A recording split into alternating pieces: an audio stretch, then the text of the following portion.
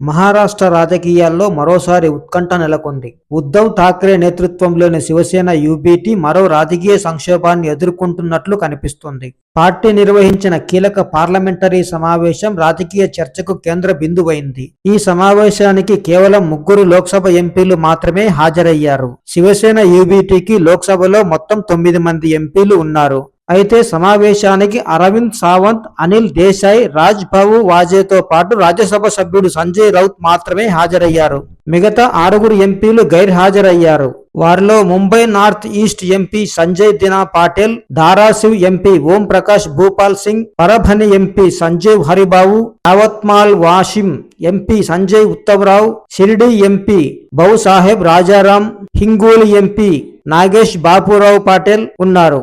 వీరు ఏక్నాథ్ షిండే నేతృత్వంలోని శివసేనలో చేరే అవకాశం ఉందని గత కొంతకాలంగా ప్రచారం జరుగుతుంది. అసలు సమావేశానికి ఎందుకు రాలేకపోయారో వారం రోజుల్లో వివరణ ఇవ్వాలని శివసేన యూబీటీ తమ 6 ఎంపీలకు షోకాజ్ నోటీసులు జారీ చేసింది.